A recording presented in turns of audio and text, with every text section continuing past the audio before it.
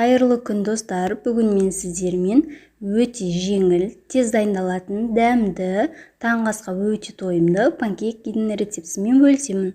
Видеоның соңына дейін қарап, менің арнама тіркелуді ұмытпаңыздар.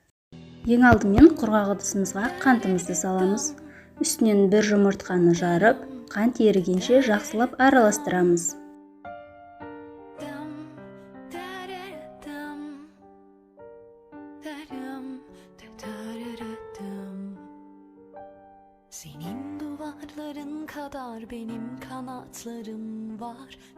Үстінен бір стакан жылы сүт құямыз. Жақсылап араластырып, үстінен ерітілген сары майымызды салып, және бір рет араластырамыз.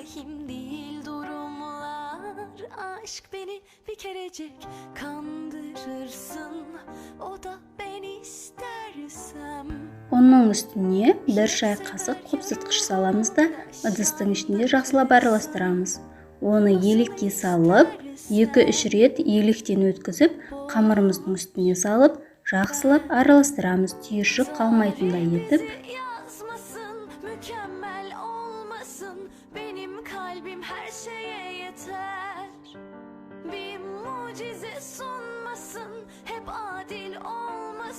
Hayat bu, inanmaya değer.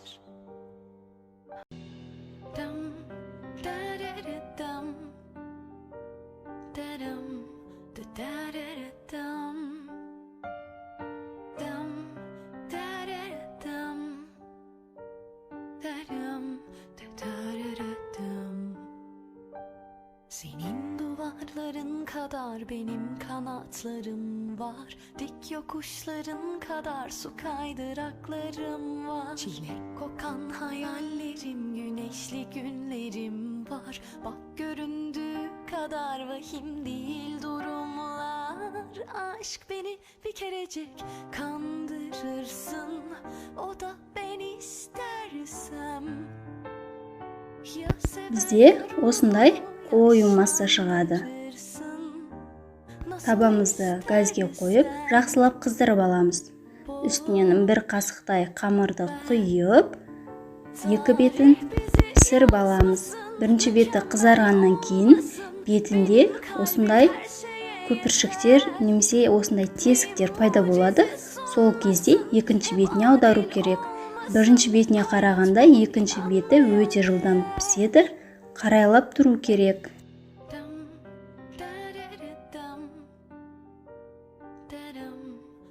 Қалған қамырымыздың барлығын дәл осылай пісіріп аламыз. Табаны майлаудың қажеті жоқ. Қамырдың ішіндегі май жеткілікті мөлшерде, табаға қамырымыз жабысып қалмайды. Benim kanatlarım var, dik yokuşların kadar su kaydıraklarım var. Çilek kokan hayallerim, güneşli günlerim var. Bak göründüğü kadar. Біздің панкейктеріміз дайын болып қалды. Өте жылдам дайындалады, дәмді болып шығады. Қалауыңызша әсемдесеңіздер болады. Егер менің рецептім пайдалы болса, менің арнама тіркеліп, лүпіл басып пікір қалдыруды ұмытпаңыздар.